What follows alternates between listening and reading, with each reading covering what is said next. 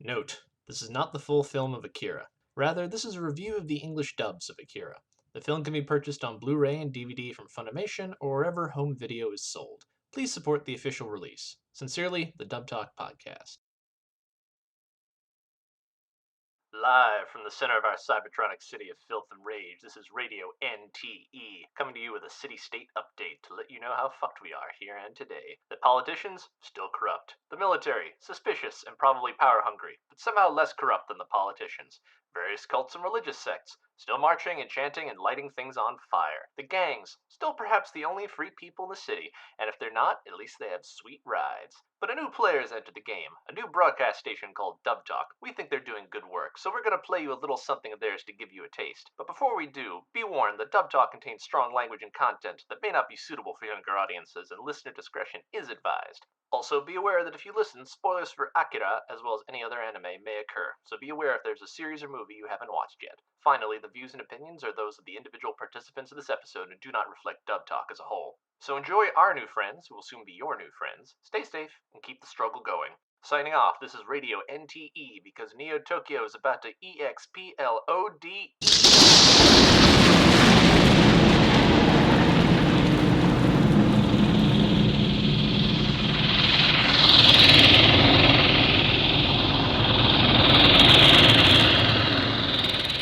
Hello, I'm Spaceman Hardy. And I'm Amon. And welcome to another episode of Dub Talk's Summer at the Movies, a series where we pair off and talk about another anime English dub of a well-known classic or a brand new film that has just recently been released. And we have a special treat for you tonight, listeners. We're not just covering one dub for a movie. No.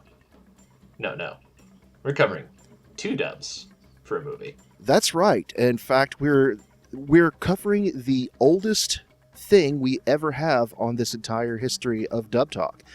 We are covering the 1988 classic Akira. Ooh. Yes. No, wait, yes. Da. Da. Sassy. Weird music. Whatever the music is. But yeah, in case you have been living under a rock for the past 30 so years, Akira is one of Katsuhiro Otomo's iconic classic, originally released in the U.S. by Streamline Pictures in 1990.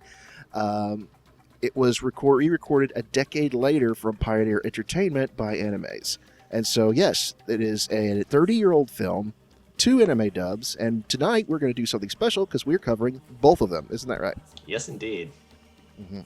So, if you haven't watched Akira, first of all, where is your anime card? Turn it in right now. It's essential viewing. And you have no excuse on this. Even after Geinoh went bust, you could get that thing for $5 anywhere. Pretty much, yeah. And the Funimation release actually has both dubs on it. Mm-hmm. So now you have no excuses. In fact, the Funimation release is the first time that the Streamline dub has ever been released outside of VHS. It never even got put on Laserdisc. Oh, man. Yeah. So in case you haven't seen Akira yet, here's a brief plot summary. In the year 2019, hey, that's this year. Yes, it is. Yeah. 31 years have passed since the outbreak of World War III. Well, I missed that now, didn't I? Yeah. Insert topical political joke here, yeah. Which we won't do. You have to do that yourself. Yeah, in Neo Tokyo, all authority is waging a never-ending struggle against the underground that virtually rules the shattered city. A top-secret child with amazing powers of the mines breaks free from custody and accidentally gets a motorcycle gang involved in the project. The incident triggers psychic powers within one of the members, Tetsuo, and he is taken by the army and experimented on. His mind has been warped and is now on the path of war, exacting revenge on the society that once called him weak. In other words, it's easy to say that Neo Tokyo is about to EXPLODE. When I was preparing this episode, I was looking at the bonus features on the Funimation release, and I was very happy to see that their modern trailer for the release kept that little tagline. Yeah. Made me very happy. With the little bullets in between each capital letter. Oh, yeah. So anyways, as usual, we are going to go back and forth discussing the various cast and crew of the dub, but we're going to do something a little bit different because we're covering both dubs this time. So what I'm going to do is what Amon is going to do. What are you going to do?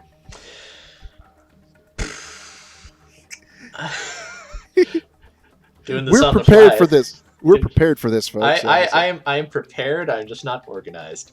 Yes. But I have some interesting thoughts on the back and forth here because we have two these two dubs represent two very distinct times and places as far as dubbing anime goes.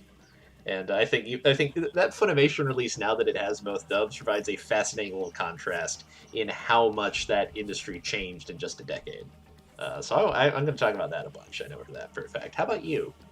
Well, what I'm going to talk about is basically contrast the various performances and the ways that what is considered a good dub and what is considered a poor dub has changed in the past 30 years or so. Because we're talking about, these are both the oldest dubs we have recorded, or we've reviewed here on this show. One being 30 years old and the other being almost 20. It's about 18 or so at this point. Yeah, and so we have not. Nobody on our program has ever gone back and recorded or reviewed an episode on any dub that old. Yeah, it just occurred. Like, I knew the Streamline dub was going to be the oldest thing we ever covered, but it just occurred to me. It's like even the Animaze dub is like really old by the standards of what we've covered. Yeah, the Animaze dub it's officially old enough to enter strip clubs at this point. and it can drink while it's there. I don't know if it can drink yet. I mean, oh no, you're right. Actually, yeah, right. That's in Europe. In Europe, it can drink. Yeah. So, anyways, what we're going to do is, Amon, why don't you tell us who our Streamline casting crew is, and I will tell the people who the Animaze casting crew is. That sounds like a lovely idea. And with that, let's start with our ADR director and scriptwriter. Certainly. For ADR director and scriptwriter, the ADR, the director on the Streamline dub, was done by Wally Burr and Sheldon Renan. And the Streamline dub doesn't technically have a scriptwriter as we think of it, but David Fleming is credited with translation, and L. Michael Holler is credited with the adaptation. So presumably, between the two of them, that's more or less the scriptwriting job. Right. And on Animaze's end, we have Kevin Seymour doing both ADR directing and the writing, and he also had some ADR help by Heidi Wilbur. Gotcha. Yeah, as far as Kevin Seymour is concerned, his previous directorial credits, you have heard him as the casting director for Armitage III and the sequel Polymatrix and Dual Matrix. He was director for Code Geass, Lelouch of the Rebellion, and most famously, probably the ADR director for Ghost of the Shell Standalone Complex and the Second Gig. That is a heck of a resume right there. Mm-hmm. So, Amon, you start us off. As far as the Streamline concerned, direction and writing, what do you personally think? Yes. Big This is not a great dub. Particularly not by today's standards. Even by back, like I got into anime like a little after the Anime's dub came out, kind of like early 2000s, and I can vaguely remember even then people were like, "This redub is a significant improvement over the Streamline dub." I had never seen the Streamline dub prior to watching this. Like by the time I got into anime. The Anime's dub was everywhere. I think you could watch the Streamline dub if you had an old VHS copy, which I didn't have. And the main thing that stuck out to me, it's like, man, this sounds like an 80s cartoon. Like this sounds like whenever people post like a goofy clip of Transformers on Twitter, like that's what this sounds like. Everyone's making a weird voice. No one sounds like a real person. Thundercats. Oh. Yeah, exactly. Like 100% that, which is appropriate because I've encountered Wally Burr before. Because I've encountered him via Orson Welles complaining about him. Really? So you're familiar that Orson Welles is in the Transformers movie, like from '86? Right. Yeah, being Orson Welles, he considered that role incredibly beneath him, and apparently spent a lot of time trying to like ignore Wally Burr and do what he thought was a good direction because he's Orson Welles. Isn't that didn't he also have like a dog with him in the booth? You know Like what? a little. You know what? I'm not sure, but that sounds like something Orson Welles would did. A lot of his later life just seems to be having active contempt for everything he had to do. So yeah, sure, why not? Yeah. But yeah, so Wally Burr was like a fairly big name in the that particular kind of cartoon voice acting industry at the time, which I assume was part of the reason. I actually found out something interesting. This is not technically a Streamline dub. Really? Yes, no, apparently. So Streamline did pick it up for distribution, but this dub was not made by Streamline. It was something Kodansha, the Japanese company that owns Akira, it was something they had commissioned prior to having a distribution deal. It was done by some company called Electric Media. I can find nothing else about them, partially because they have a very generic name, and Yeah. partially because I'm not sure they ever did anything else. And for that matter, like they were clearly drawing from the same acting pool the last Streamline dubs were, anyways. So like it's not, that distinction is not super a big deal. But I did find that interesting, at least in the sense of like, even before this came out, Kodansha was like, "Hey, we can probably sell this overseas. Maybe if we get a dub, it'll be easier to distribute to someplace." Yeah. Anyways, so it's a fun trivia, but Hmm. yeah, this is a very 1980s dub. Yeah. Which I find interesting when you contrast it with what the Animaze dub is like, because just a streamlined dub, very much like this is what voiceover acting is like in like the late '80s, the very early '90s. By the time you get to 2001, obviously that is not the same story. Yeah. It sort of has its own life to it. It's if Akira's 88 dub was a textbook example of what an 80s dub like, I would say that the Anime's dub is a textbook example of what an early 2000s dub was like. 100% agreement. Right. It's like they hadn't fully gotten their feet out from under them yet, and we're still working towards. Like Bebop had just come out, Mm-hmm. and they were still trying to sort of bottle that success and perfect it, because Bebop at the time was like lightning in a bottle. You had dubs before then and after then, and it just wasn't. It wasn't perfected yet, but you could sort of see that it was on its way. Mm-hmm. As far as directing goes, yeah, they're night and day difference. But writing seems very similar between the two. I've noticed. No, I was actually surprised, having watched the Streamline dub, that like they're like to the point where like there are whole lines of dialogue that are identical in both movies, which I was actually legitimately surprised by. It has this picture in my mind of like the Streamline dub was like very loose compared to what we're used to in this day and age. By comparison, I was sort of surprised to like, no, this is basically the same. Yeah. Yeah, that was very unexpected.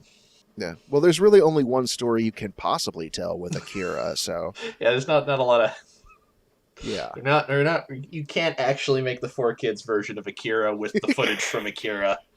You gotta do that yourself. The movie would be like 5 minutes long. Yeah, basically.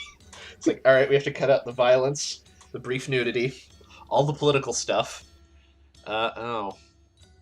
It's just that shot of Kaneda sliding on his bike. That's the whole movie. That's the entire movie. It's the right. entire movie.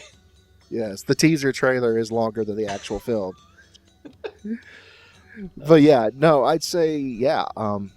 I would say that in general, the anime's dub is definitely improvement, but it still shows a lot of weakness in certain parts because it seems like most of the actors were still.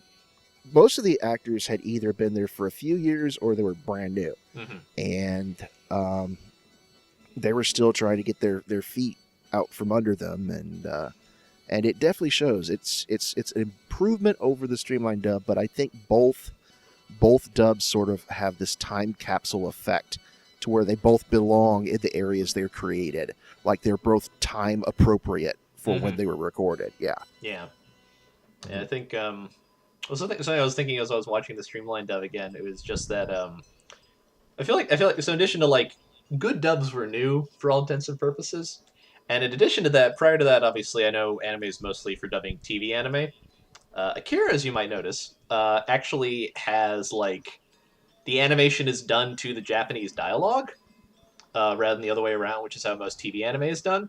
And I feel like they're occasionally hampered by the fact of like, oh, we can't cheat with lip flaps. Like Correct. there's a very distinct mouth movement happening with every single one of these lines, which is why sometimes you get people. There's a couple lines where Kaneda is clearly talking a little too fast. Right. It's like, oh, you have to cram more. There's a lot more syllables in this phrase in English than there are in Japanese, aren't there? Yeah. No, Oops. it's tricky. It's a tricky thing to do. I think Streamline didn't really even try. No.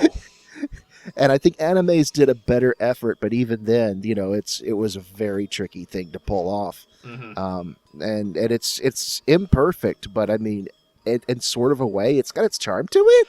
I look. I'm gonna be upfront. Like the streamline the no the anime's dub has possibly my favorite line in any dubbed anime ever. So I will always give them that. They have that going for them. What is that?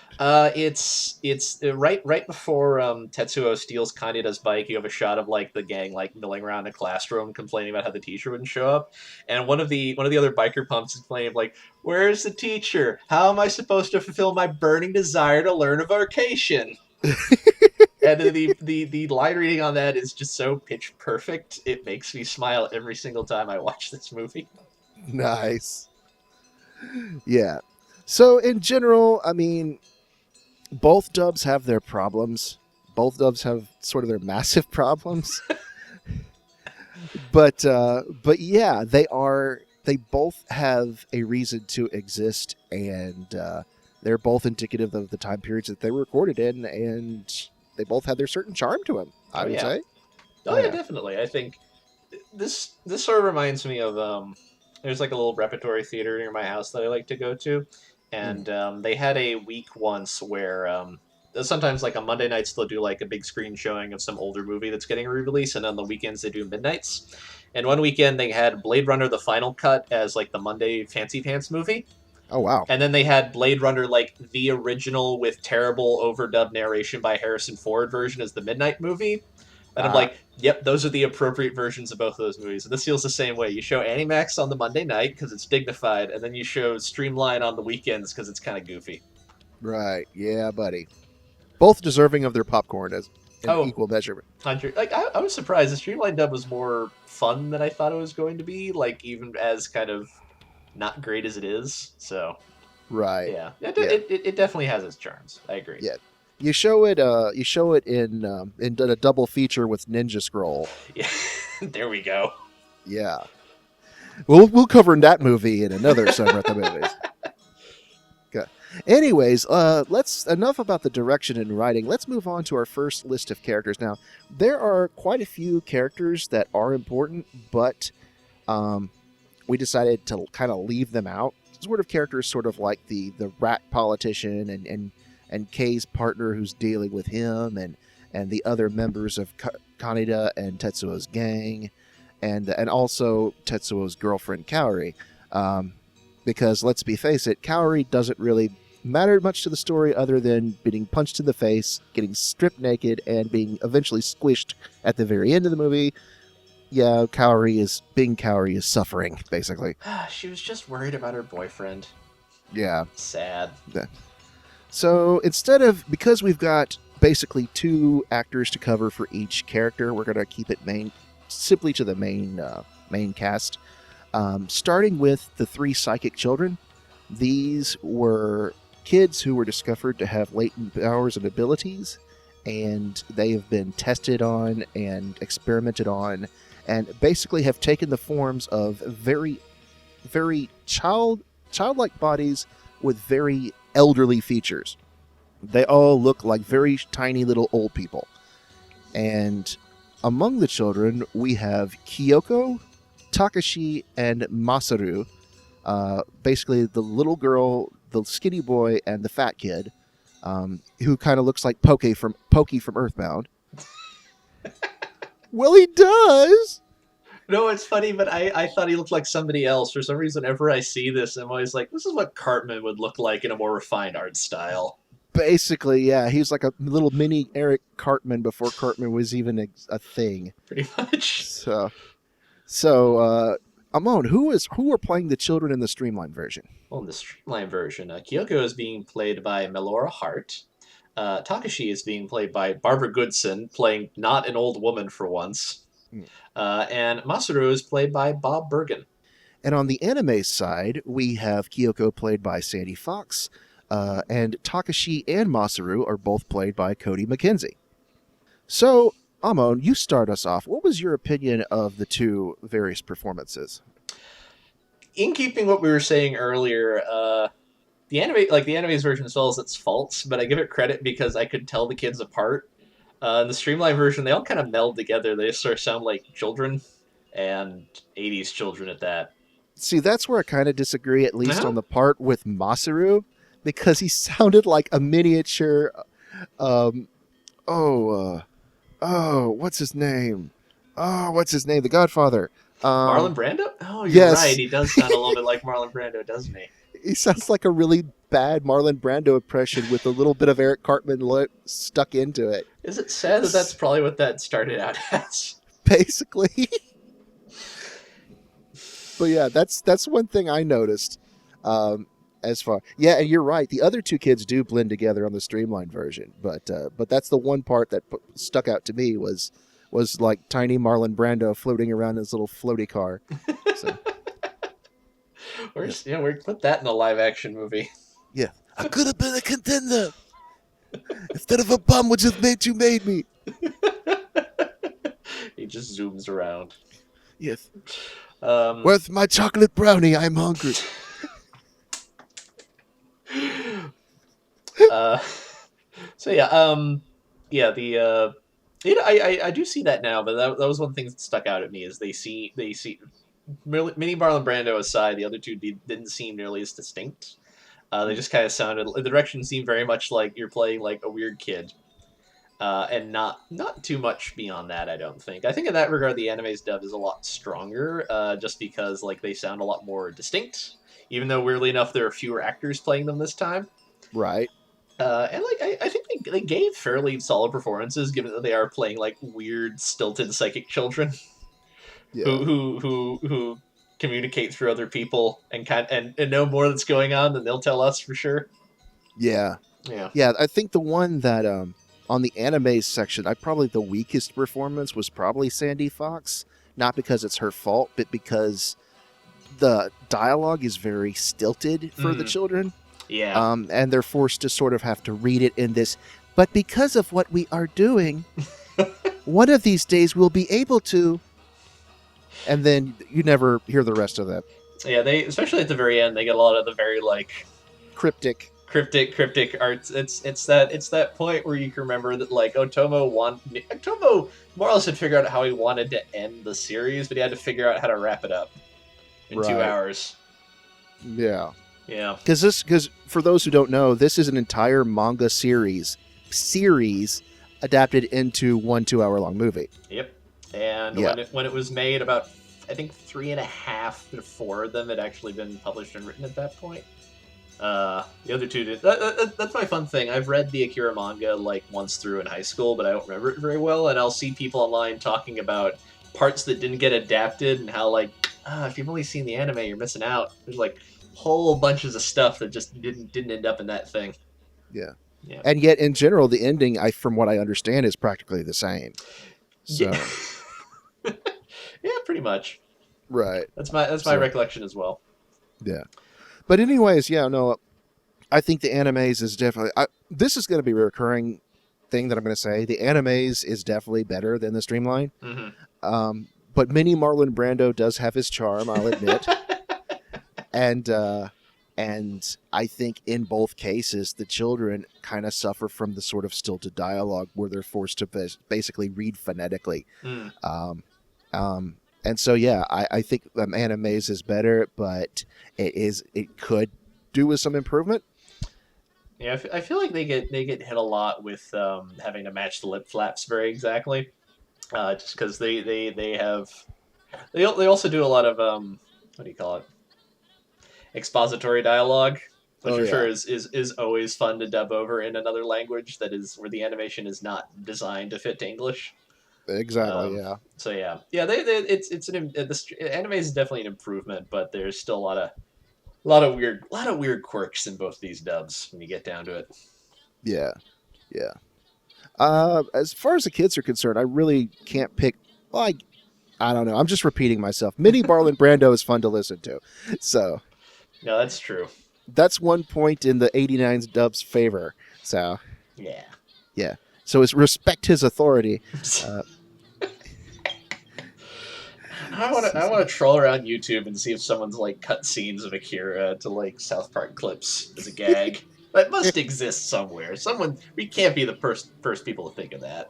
And if we are the first people to think about you listeners out there, if you have any clips that you can splice together, just you heard it from us. Okay, so yeah, go ahead. Link it in the comments. All right, yeah, absolutely. So are we good to go on, or do we want to have anything else to say?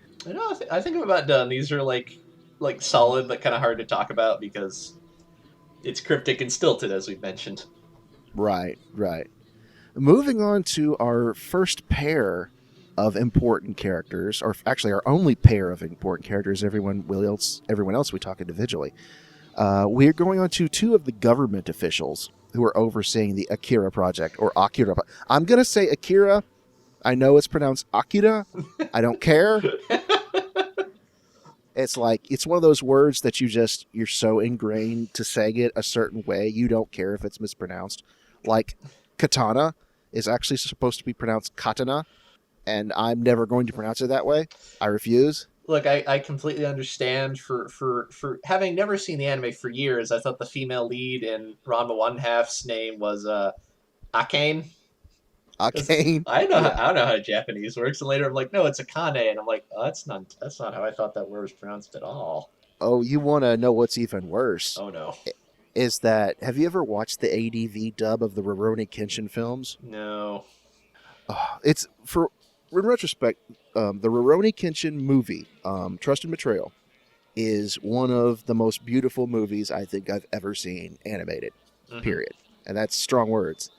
In the other two movies, Rurouni Kenshin, the movie, is just meh, and Rurouni Kenshin Reflections is evil and should not exist. It does not exist. We don't speak of it here. The movie, it was really, really good for Trust and Betrayal. The dub was not. Oh no. You see, the movies were licensed back in the ADV days. Is this the one that was released as like Samurai X for some reason? No, that's something else. All right, but that's something different entirely. All I right. don't even fully understand. All right, go on then. No, ADV got the rights to the movies, whereas Media Blasters got the rights to the TV series. Oh, I see where this is going. Instead of staying with a consistent cast, ADV chose their own studio. Instead of going with their typical Houston cast, though, they went with their Austin crew. ADV had an Austin crew? Monster Island. Oh, that's what that is. Okay.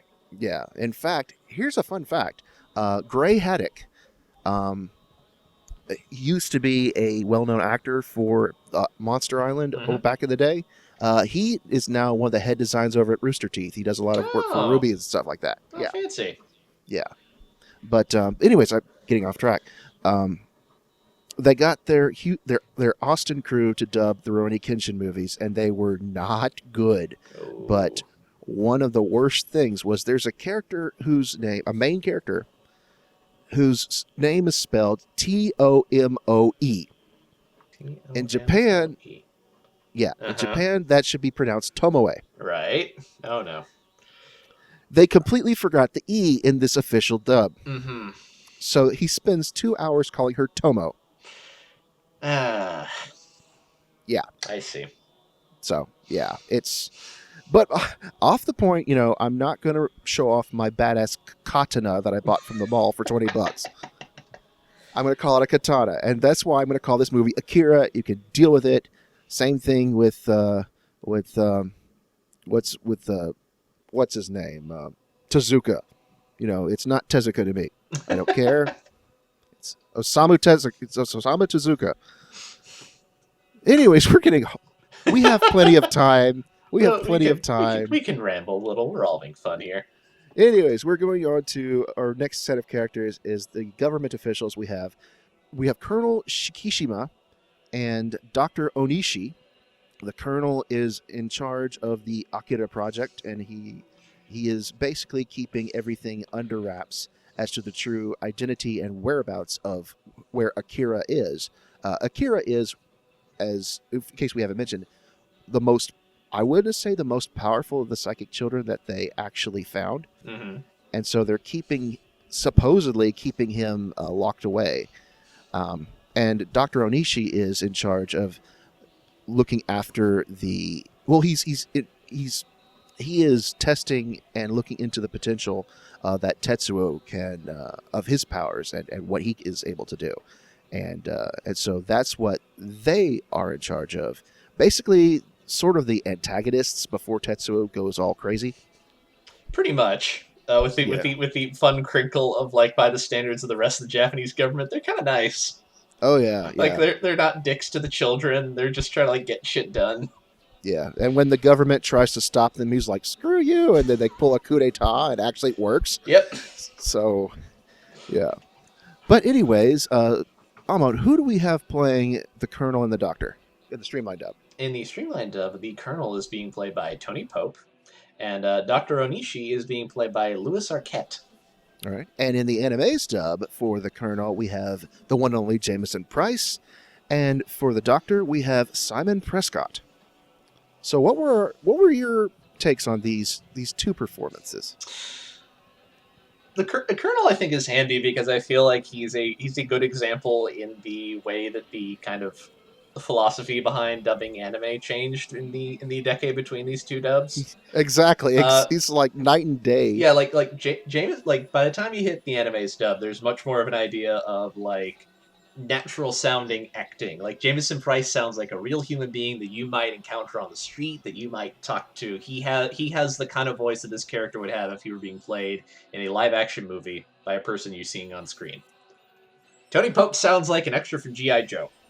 He is a grown man doing a voice.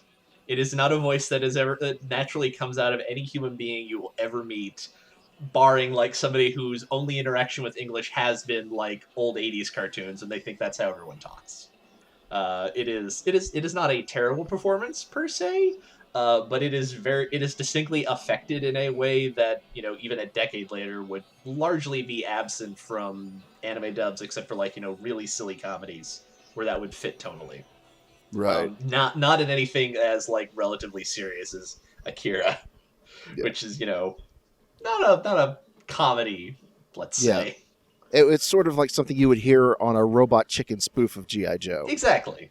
Right. Like that's very like it's like, oh man, this was dubbed in the 80s. Mm-hmm. Yeah. You don't. That's not it. That's not that distinction isn't quite as sharp with Onishi, but you get that with a lot of the. Well, we'll talk about people affecting voices when we get to some of the other characters a little further down the line. But Onishi has a little bit of that too. Like it's very much like someone doing a voice because they know they're in a cartoon. Meanwhile, Prescott is, in contrast, is doing something much more like, no, this is a real person. We're aiming for some level of realism here in our cartoon about psychic children. See, here's the funny thing about Dr. Onishi in the Streamline version is he was one of the more tolerable performances for me, if you can believe it. Yeah, like, you know, it was cartoony and it was sort of over the top, but at the same time, it fit the character. You cannot say that with the Colonel because that voice should not be coming out of that character. Onishi's kind of like mad science design kind of benefits that sort of performance a lot better. Whenever I think of the Colonel, I think of like back when I was a wee child, I read on some like probably long dead fan page, probably on GeoCities, there was someone doing like their Dreamcast for live action Akira movie, and they wanted Bruce Willis to play the Colonel. I feel like, yeah, no, that's kind of the direction you'd want to go in, like big stoic looking dude with not a lot of hair. Basically. Not whatever Tony Pope is doing. Right. No, and as far as I can remember, I think Simon Prescott did a decent job for the Animaze. He didn't really stand out like a lot of the other performances did, mainly because the Doctor doesn't really have as much dialogue as everyone else does. But I do remember that between the two, I think Simon Prescott's performance was technically better because it was a more up-to-date dub, but that Louis Arquette's Streamline performance was actually probably the best in that particular dub at the time. So yeah, I'd agree with that. Yeah, he was more listenable than a lot of the other main actors in the movie. So, yeah. Dare we move on, because we are not even 40 minutes in yet. It's a fun. Part of the problem with talking about the dub for Akira is Akira does have a lot of like emotional thematics, but half the fun of Akira is just what's happening visually. Right, and they're not exactly. always. It's like, you can talk about the political situation and the emotional themes, but half the fun's watching a big blob monster eat people. Or half the fun is looking into the background and seeing all the graffiti that you can spot out. So much detail in this movie.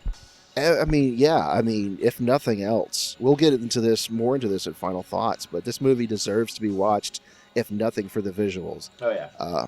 Yeah. I don't think I've seen a hand-drawn film from Japan as detailed as this, outside of like Studio Ghibli's more detailed works, or even Redline. So, yeah, and those were all hand-drawn. Oh yeah. So, I think even Studio Ghibli eventually gave in to using CGI. But this was way before any of that even existed, and it looks phenomenal. Yeah, I have a story about that I'll share in final thoughts. But yeah. Okay. I think I'm happy to move on if you are. All right. Okay, so we move on to our first of 3 lead characters. We have Kay, who is I want to say a freedom fighter. Basically, yeah. Yeah, she is part of a movement that's trying to overthrow the government of Neo Tokyo, and she has her little team of partners that infiltrate I cannot brain today. I have the dumb.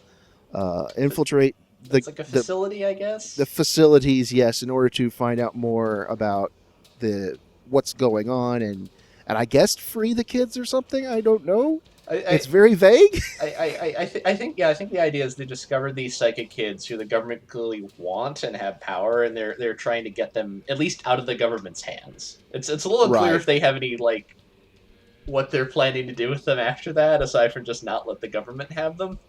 Right. That's their goal that kicks off this whole thing.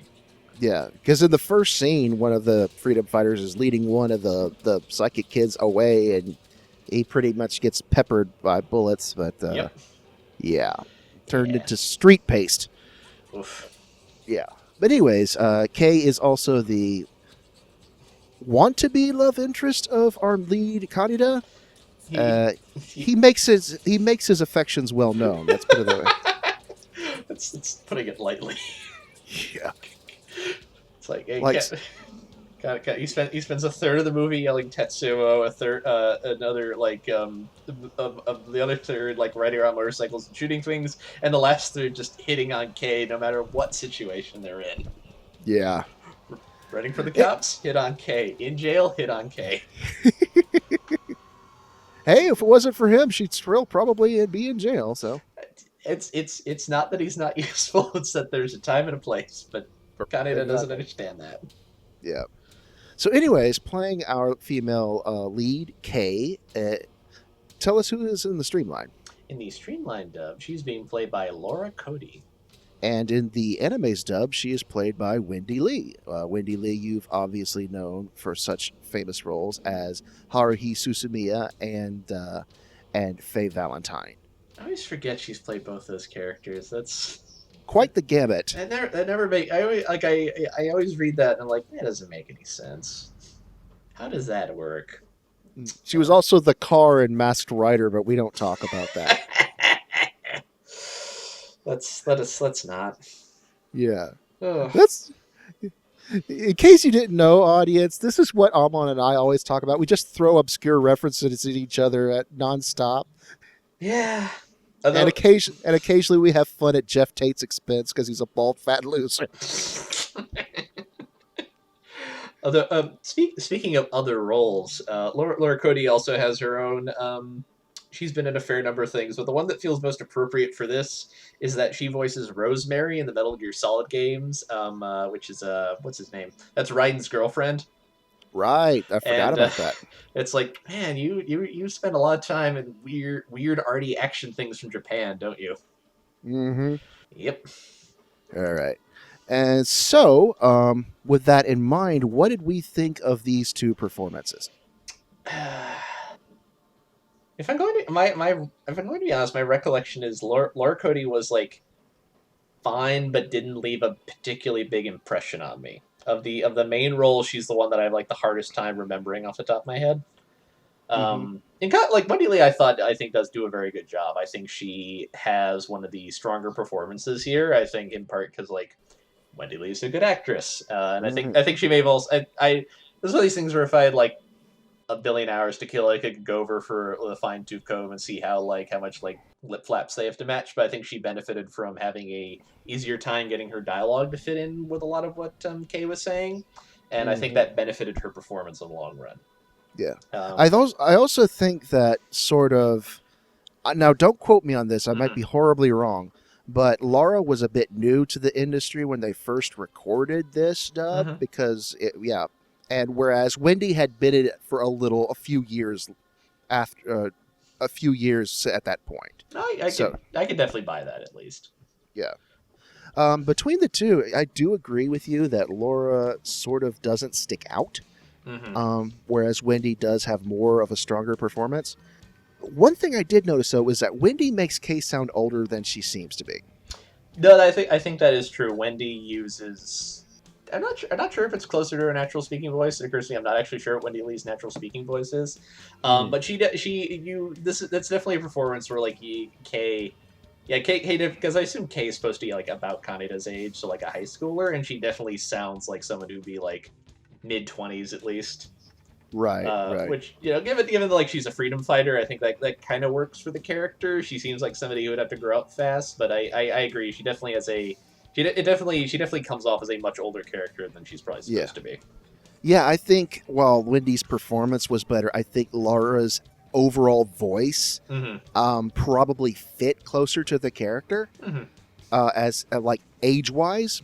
But yeah, as acting wise, I definitely have to side with the Animaze dub as usual because it was more up to date. But you're right, I really don't have much else to say about Laura's K because she didn't really stand out. Yeah. I think Wendy definitely benefits. I think from I think I'm also not sure when Laura Cody entered the industry, but I think like Wendy probably had. It sounds like she had a little more experience under her belt, and I think that definitely shines through in her performance. She's as one of the leads. I think she does a really solid good job with this. Especially when she also has to deliver a lot of exposition dialogue because Kyoko's talking through Kay. Right, exactly. Well, yeah. Kay suddenly gets eyeshadow. Yeah, no, it's those parts in particular where she sort of gets taken over by Kyoko. It's interesting to listen to her during that and to her at playing Kay normally because you could tell it's two different characters basically. Yeah, It may be the same voice, it may be the same body, but it's two different people speaking at the same time, and I think you can really tell the difference when that happens. Yeah. So, like, credit where that's due. Yeah, I especially think in like that first scene when like you, the audience, become aware of it. I think that like sort of that transition happening of like it's Kay speaking to it's Kyoko speaking through Kay. I do think that transition is done very well because you can kind of tell initially like she sounds a little off compared to what she did just like a minute or two ago, and then that that reveal of why that is, I think, is executed really well in the Animaze dub. Like Wendy Lee does a very good job of matching like the rhythm of how Sandy plays Kyoko, and I think that benefits it a lot. I think. Yeah, yeah. All right. Well, are we ready to move on to? Oh boy. Oh, here we go. Now we were very tempted to put these two together because they seem to yell at each other like 90% of the movie. Until I saw the Streamline dub, I never quite understood all the Kaneda Tetsuo memes. And then after I saw it, it's like, oh, Right. oh, it's like I found the Rosetta Stone. It all makes sense now. Yeah. It was early inspiration for all the Inuyasha Kagome memes to come.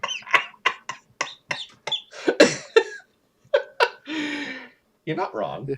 I'm not. No. You're not I wrong think at all. to a bit of a lesser extent, I think Urameshi and Kuwabara to some extent, but Yeah. not as much. But yeah, our main antagonist of the film. If you have not at least heard this, if you not have watched this film, you've at least heard this name, Mr. Tetsuo Shima. He is a biker who has always been in the shadow of his friend Kaneda's. He's always been in the shadow of his friend Kaneda his entire life.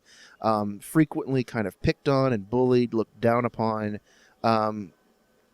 Has a major chip on his shoulder because he wants to prove that he's good enough to be Kaneda's friend, and yet at the same time sort of get out of his shadow and be better than him.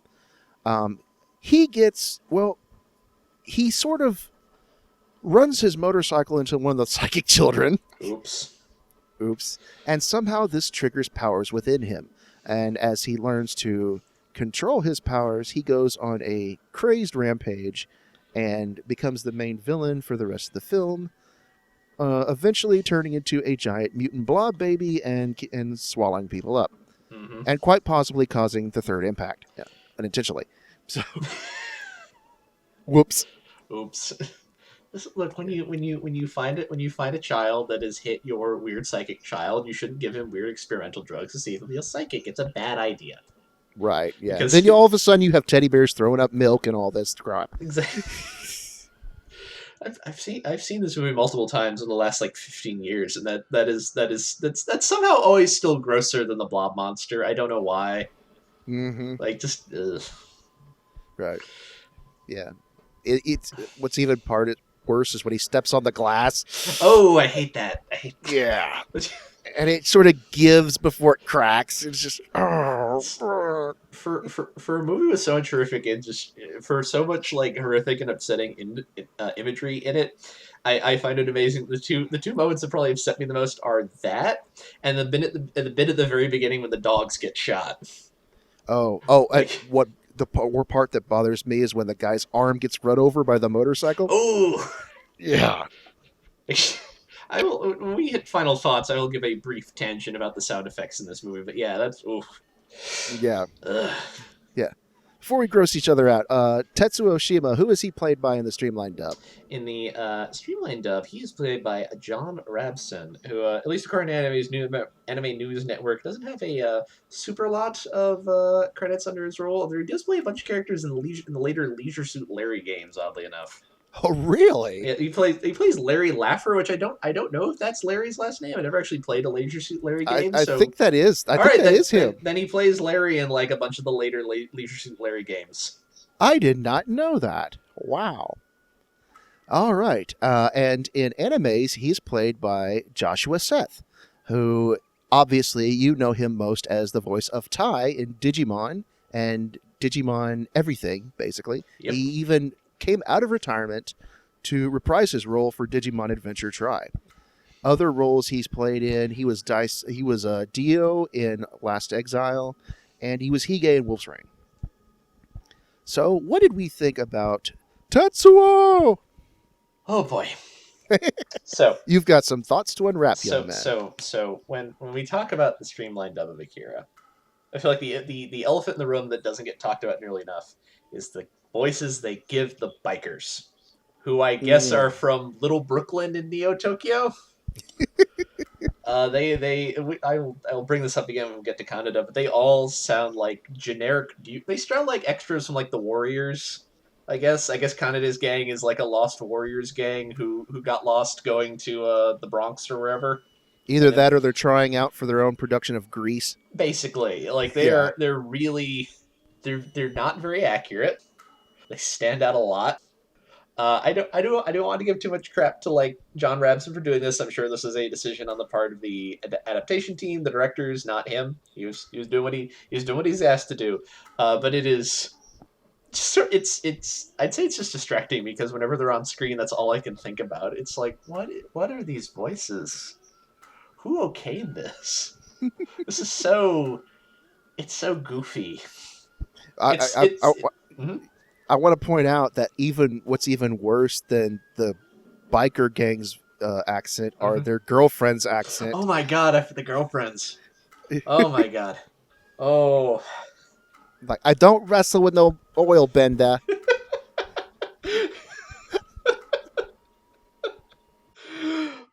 Like, when I talk about the Streamline dub sounding like an '80s cartoon, this is also what I'm getting at. It's like this is so like, all right, they're in an urban environment, and we're entertainment folks. So the only cities we really know are L.A. and New York, and L.A. doesn't have any accents associated with it, so we're gonna give them generic New York street accents, where they are from Brooklyn, Bronx, Queens, or something like that. They're all trying to do their best Fran Drescher impersonation. More or less. Yeah. It is. Tetsuo, why won't you talk to me? I cannot say that it isn't entertaining, but I don't think I can say it is good. Right. Joshua, on the other hand, is a lot better. To say the least. To say the least. In part because, again, he sounds like a real human. The only thing distracting about him is the same thing that I always find mildly distracting about any Joshua Seth performance, which is that, like most people my age, I was introduced to him watching Digimon. And so when I eventually heard him showing up in other things, they're always like, oh, it's Tai. Yeah. Oh, but this isn't Tai at all. Tai doesn't do these things. Tai is a nice boy. Mm-hmm. Tai, what are you doing? Why are you raining lasers upon your country? Tai, you really shouldn't do that. That's Agumon's gonna be so upset when he finds out. How could you do that? Think of Hikari. But he gives a very good performance. I actually think he is definitely one of the stronger performances in this dub. I think he does a wonderful job capturing Tetsuo's character. He is so good at presenting Tetsuo's like is like kind of childishness, his immaturity, but also just his complete and utter rage against the world. Like he is so angry. And up until the point when he gets psychic powers, there's nothing really he can do about that. But now he can, he can destroy things with his mind, and he is going to let you know that he can do that. Because fuck you. Yeah, buddy. I will steal the gang's leader's motorcycle. It will go poorly. I will not care. I will blow shit up. I will demolish bridges. Everything. Yeah. I really enjoy his performance. I think this is probably near the top for like just good, solid acting in the whole Animaze dub. I think. I have to agree. Yeah, I think in general it's probably the best well acted, because you have Tetsuo is a character who goes through a lot of pain and a lot of like just sheer raw emotion, and you don't get that in the Streamline dub. Every time, because Tetsuo does a lot of yelling when he falls off things and gets hurt and stuff like that. And in Streamline, it's just like, yeah, with, and it's not even perfect in the Animaze dub, but it's a lot more natural sounding and a lot more fitting to when Tetsuo just gets hurt or he gets enraged or he just, because he does a lot of screaming in this movie, and it sounds much more natural in Joshua Seth's case than in the Streamline dub. So I think he's probably the most well acted in the film, and it's a lot better to hear him screaming Kaneda than Kaneda. Yeah. Oh, that's Streamline dub. Yeah, now, I remember when I went on the whole tirade of how I refused to pronounce this movie by its correct name. You're going to make an exception here. I will make an exception here, because Kaneda just sounds dumb. Oh, yeah. And, yeah, but then again, Kaneda sounds too much like Canada, so it's like, hey, hoser! Yeah. No, what? Hardy. Yeah. May I propose? Okay. A new dub of Akira. Mm-hmm. where Kaneda and Tetsuo are played by Bob and Doug McKenzie. I counter that Uh-huh. with a dub of Akira where they're played by Rick Moranis and Dave Thomas. Just in general, not specifically as the McKenzie brothers. Well, basically, yeah, exactly. I will also accept this. No, that would work because there's a wonderful movie from the 80s called Streets of Fire. It is a weird, delirious rock opera with music by Jim Steinman, the guy who writes all of Meatloaf's good material. And Rick Moranis is in there playing like a scrappy, mean-spirited band manager. And I Really? no, I could legitimately see Rick Moranis being a really good Tetsuo. Like he'd be too old for the part at this point, but I could legitimately see him being good in that role. Now we have to find someone who will splice in lines from Spaceballs into Akira. It's like, fooled you. I can't believe you fell for the oldest trick in the book. What a goof. And then when they fire the laser down on him, I see your Schwartz is as big as mine.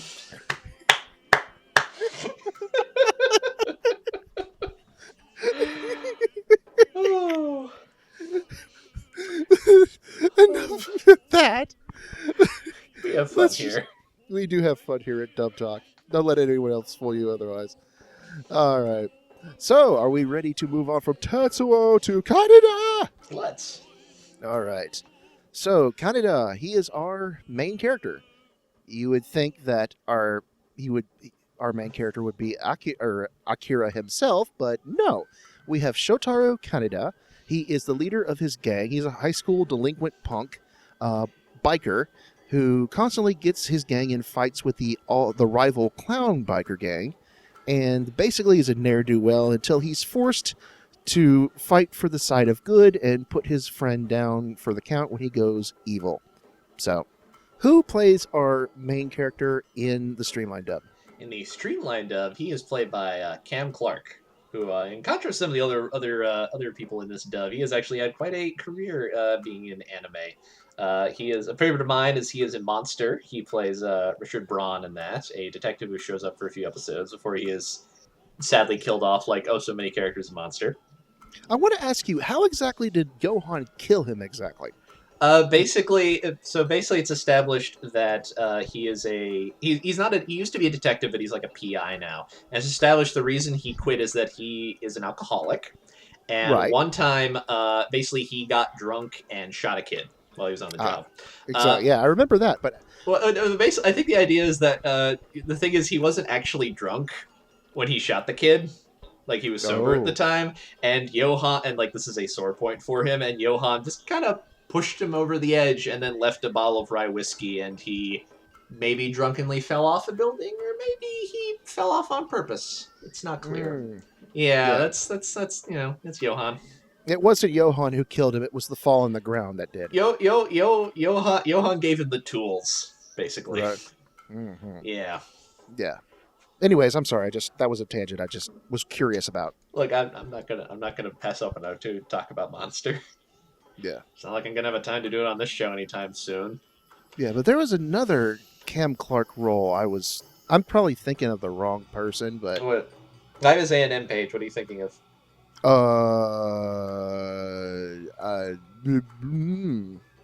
Because he's still acting to this day. Oh yeah, I'm looking at here. He's in like Fate Apocrypha. He's in March Comes In Like a Lion. He's also Liquid Snake in a bunch of Metal Gear Solid games. That's right. I forgot he was Liquid Snake. So anyways, he's a very, very highly decorated actor, has been in the business for a long, long time. Mm-hmm. Mm-hmm. Playing Kaneda in the Animaze dub is the one and only Johnny Young Bosch. Yep.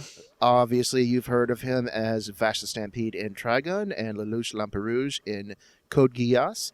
Most recently, you can find him in the simuldub of Black Clover as Zora, the crazy red-headed shark tooth guy with a penchant for bondage. I really need to catch up with Black Clover. People keep showing up, and I'm like, I should watch this again.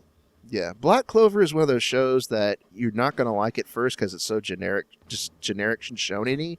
But just like its main character, it never gives up on trying to win you over, and eventually it does. it just will snap one day and you're like, hey, I like Black Clover.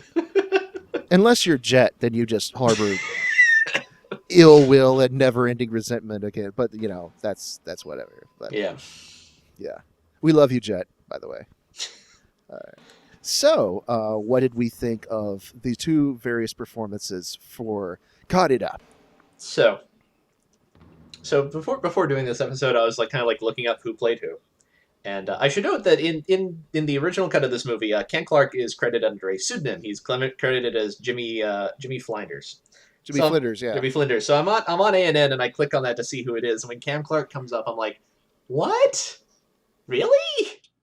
Because again, he is doing a weird like New York street tough accent, and I'm like, Cam Clark's a good actor.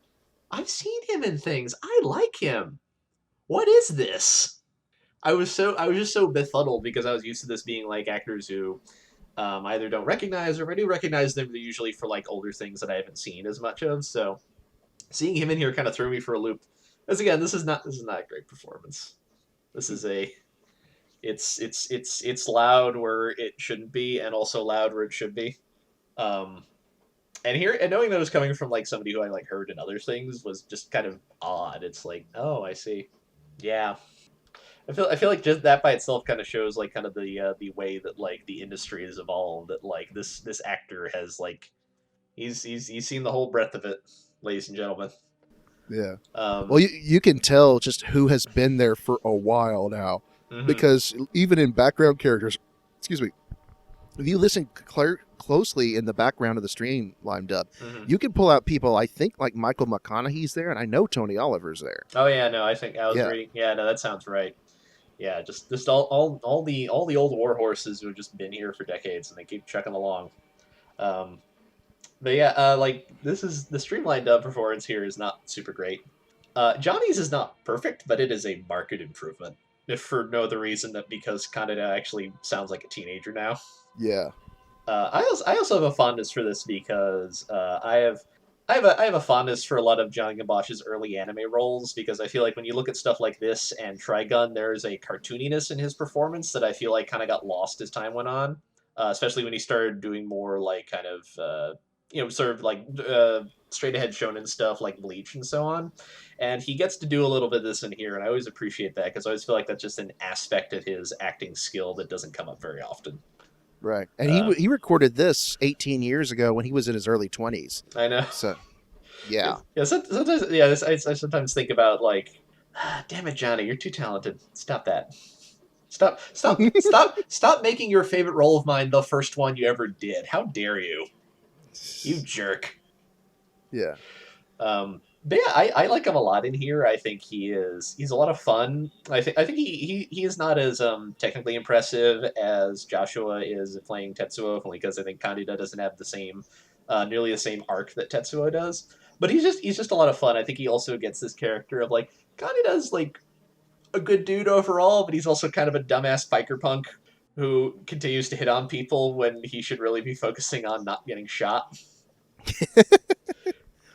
Or not being swallowed up by a giant blob monster. Exactly.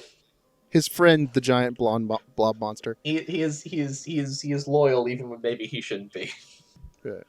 No, I agree entirely. When I first saw that this was Cam Clark for the Streamline dub, I was like, that does not sound at all like Cam Clark, because I know what Cam Clark sounds like. I've listened to Cam Clark for years now, and that did not sound like anything that he had ever done. But then I had to remember this was 30 years ago. Yep. So yeah, and it speaks a lot for the direction specifically when you have an actor that you've known for years as a good actor, and you go back and listen to something that they did early that wasn't so great. A lot of it is the direction, a lot of it's just inexperience. So and who knows why they had Cam Clark give this Brooklyn thick New York John Travolta accent. That's because that's what I was about. It's like, yo, Mr. Canada. I didn't make that connection, but you're right. He does sound like John Travolta. From Welcome Back, Kotter specifically. Man, jeez. that is not a connection I expected to make today. The more you know. Yeah. But But yeah, no, I also agree that Johnny's performance wasn't perfect, but it is definitely a marked improvement. But that's just, again, that's just the anime's dub in general. Um, One thing I did notice, I kind of have to disagree with you there because Mm-hmm. I don't think Johnny's best performance is Vash. No, that's not his best. That's my personal favorite. Yeah, It can definitely argue he has done better performances. I just think that sounds very unique in his filmography, and I appreciate that. you see, Also, yeah, I watched Trigun a lot on Adult Swim as a teenager, and you like the things you get introduced to. Go on. understood. Well, I mean, because I didn't watch it as a teenager, Mm-hmm. probably. I'm actually one of the few people who is very, very critical of the Trigun dub. All right. I don't think it is as good as everybody makes it out to be. Um, Mainly, not really because it was Johnny's first role. Remember, he had done ADR Oh before yeah. because he was doing ADR for Power Rangers. Yeah. He wasn't just the live actor. He had to go in every time they went Morphin Time, and they had to dub over the Japanese footage. Oh yeah. No, I think my understanding is I think he initially auditioned for Vash because he was like doing ADR for some movie at the studio that Trigun was going to be recorded at, and one of the engineers was like, "Hey, you should try it for this thing we're going to be doing." That's news to me. Yeah. Yeah. Yeah. And so while I think it is definitely a marked improvement, Kaneda isn't really my favorite performance of Johnny's at all. Mm-hmm. And you could definitely see in the period since this dub has been recorded, he's come out with a lot more stronger roles. Mm-hmm. But moving on to final thoughts, I suppose, if we're ready to do that. Yeah. No, I think that's fair. Um, all things considered, both dubs aren't that great. They are charmingly flawed to the respective eras they were made in. Yeah. We've said this entire episode that the Animaze dub is definitely a marked improvement over the original. But when you compare it to some of the stuff that's coming out in this day and age, it really doesn't hold up as well as something even from a few years before it, like Cowboy Bebop. Mm-hmm. Or what is another dub that was recorded around 2001? Outlaw Star, maybe. Yeah. Like a lot of those, like I feel like a lot of the early Toonami shows. Yeah. Yeah. I think I feel like this dub, like if when it came out, the Animaze dub, if like Cowboy Bebop was the A, this would have been like a B plus at the time. And I think since time has go on, it's kind of slunk down to maybe like B minus, C plus, if we're being generous. Yeah, I Like agree. it's not terrible, but the flaws have just become more apparent as time has passed. Right. Now, speaking of Akira itself as a film, Mm-hmm. would it benefit from a third dub made in this day and age, do you think? I don't know.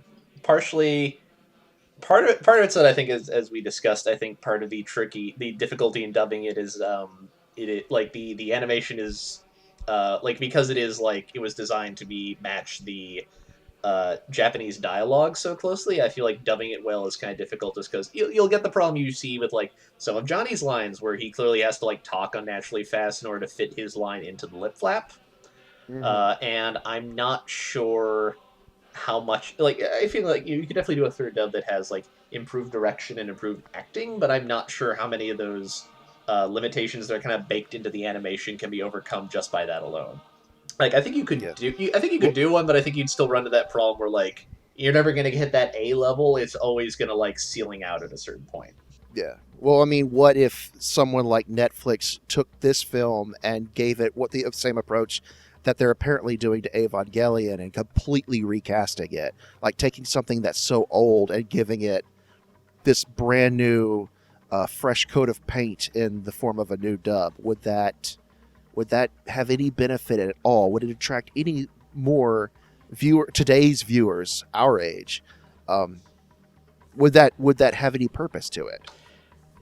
I don't know, just because like part of it's like, Akira is not a TV series; it's just a movie. So like, if Right. you want to watch it, like it's not a huge time commitment. If the dub's a little shaky, I feel like that's not going to be as nearly a deal breaker as like Evangelion, which is like a full like 26 episodes of TV plus 2 movies. And then felt like it's not as big a time commitment, and also I just feel like so much of Akira's power is the visual spectacle Mm-hmm. that I'm not sure how much like because like if I want to show my friends Akira, even if the dub's a little weird, it's like look at it. Yeah, look. Just sit back and bask in this like $1 million animation that was like the most expensive anime movie in Japan made at the time. Bask in that shot of them like moving around the tunnels where it looks like it's CGI assisted, but it's not because that technology didn't exist yet. That is all hand drawn. Like so in in comparison to something like Ava, so much of Akira's appeal is mixed in with its just visual power that I don't know if a new dub would benefit it as much in the same way. Like it would Yeah. be an improvement, but I don't know. I don't think it would matter nearly in the same kind of way. Right. I agree entirely. I think, like I mentioned before, both of these dubs are important and they both deserve to exist. One to show how anime used to be, and another to sort of it modernized it for the time period that it was created. Mm-hmm. I don't think it needs a third dub. Um, at the same time, if you are, I would suggest that anyone who goes into the movie the first time, if you have never seen the first time, go with the Animaze dub by all Mm-hmm. means. Yes. By all means, because I've always made the argument that you can have $1 million looking show and a bad dub will bring it down instantly. Mm-hmm. Case in point, why I hate Utena, or why I don't care for Utena.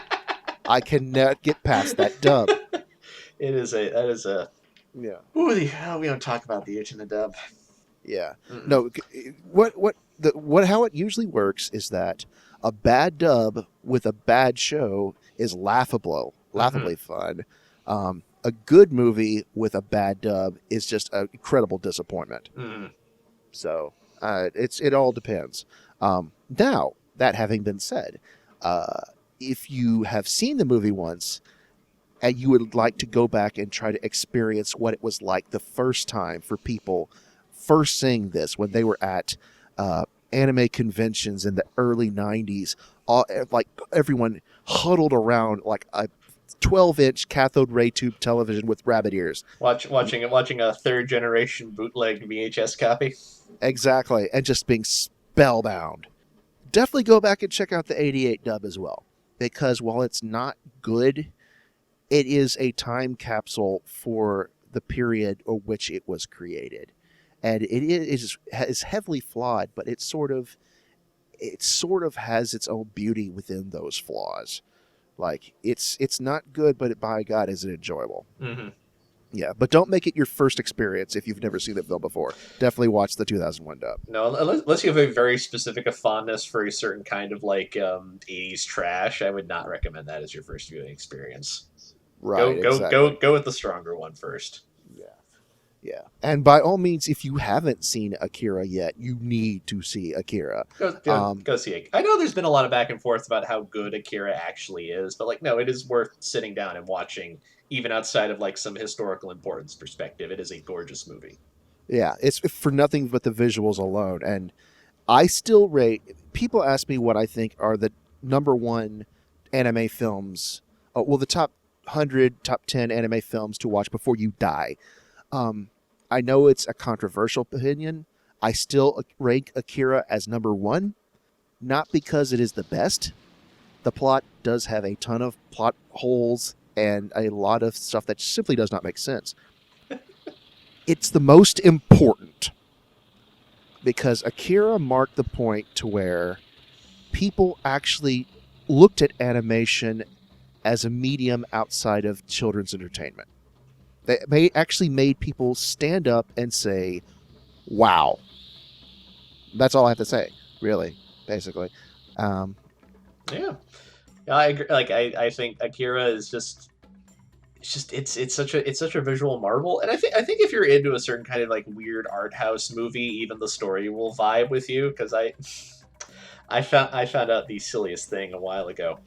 Apparently, do tell. So this is one of these weird things where like interests of mine will coincide with other interests of mine long before I even knew they did that. Apparently, while he was trying to figure out how to I think while the movie was in production, and he was trying to figure out how he wanted the manga to end, so he could then figure out how he wanted the movie to end. He had like writer's block for a while, and he talked to Otomo talked to a friend of his, who is a director named Alejandro Jodorowsky. Oh, really? Are you familiar with Jodorowsky? I am not. He is a Chilean-Polish director who's mostly worked in Mexico for most of his history. And to give you an idea, he did a movie in the 70s called El Topo, which, as far as I can tell, the phrase midnight movie was literally invented to advertise El Topo. Oh, It is wow. a bonkers, like, mystic western with a lot of, like, weird psychosexual imagery and all this other stuff. And all of his movies are like that. They are all completely insane. And the fact that like Otomo was apparently buddies with this guy and like talking shop with him, it's like a lot of Akira's weirdness makes sense to me now. Right. Like, yeah, so it's like there's something, there's a weirdness to it that I feel like if you're into a certain kind of like obscure cult movie will make it a little more palatable. Yeah. But even if you're not into that, like Akira is a fun rom for 2 hours. Yeah, it's one of those movies you have to watch at least once, even though if it's something like Grave of the Fireflies, you have to force yourself to watch it once just to say you did it, even if you never want to touch it again. Yeah, and I highly advise that method with Grave of the Fireflies, to be perfectly honest. It's not a fun. Look, Grave of the Fireflies is very, very good. It's not fun. Yes, it's the best movie you will never want to watch a second time. But anyways, in case you do want to watch Akira, it is actually streaming on Funimation now. It's one of the few movies that is streaming on Funimation now. They've actually added some more, but usually their movies don't get streamed. Pardon me. Sorry. No worries. It's also available on Blu-ray and DVD from Funimation. The Blu-ray does indeed contain both dubs if you'd like to check them out. It also contains the original Japanese if you don't want any of that English nonsense and prefer your subtitles. But subtitles would distract from the beautiful artwork. What are you doing? That reminds me of something funny I learned. What is Actually, that? I think you might be slightly incorrect. I think the Streamline dub did show up on Laserdisc.